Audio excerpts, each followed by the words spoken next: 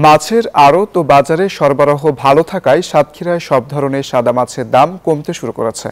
KG প্রতি খুচরা বাজারে ৩০ থেকে ৫০ টাকা এবং পাইকারি বাজারে ৫০ থেকে ১০০ টাকা কমে বিক্রি হচ্ছে।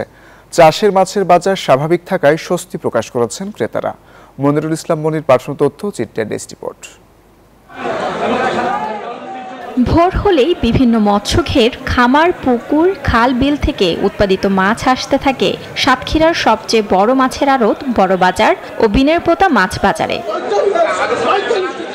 দুপুর পর্যন্ত মাছের দরদামের হাক ডাকে সরগরম থাকে বাজার। বিভিন্ন স্থান থেকে আসা খুচরা ক্রেতা ও পাইকাররা এখান থেকে কেজি দরে প্রকার ভেদে মন কেমন মাছ ক্রয় করে থাকেন। এসব বাজারে রুই, মৃগেল, কাতলা, তেলাপিয়া, পাঙ্গাস, ভেটকি, পার্শে, গলদা, বাগদা, টেংরা, চিংড়ি সহ হরেক প্রজাতির মাছ রয়েছে।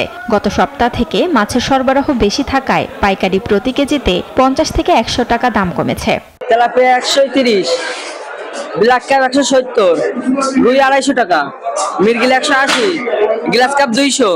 মাছের আমদানি বেশি, এই জন্য আমরা কম দামে কিনেছি, কম দামে বেচতে পারতেছি।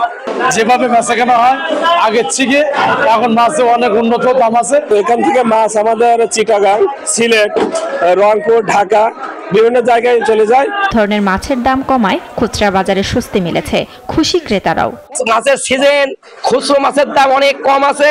আমাদের এই জায়গায় যে সিলভার বিক্রি হচ্ছে হলো ১০৫ টাকা ১০ টাকা, ওরা বিক্রি করতেছে ১২০ টাকা ২৫ টাকা। বর্তমানে মাছের দাম অনেক আমাদের ক্রেতাদের জন্য অনেক সুবিধাজনক। মৎস্য বিভাগের তথ্য মতে সাতক্ষীরা জেলায় চলতি অর্থ বছরে মাছ উৎপাদনের লক্ষ্যমাত্রা ধরা হয়েছে ১,৫১,৪২০ মেট্রিক টন।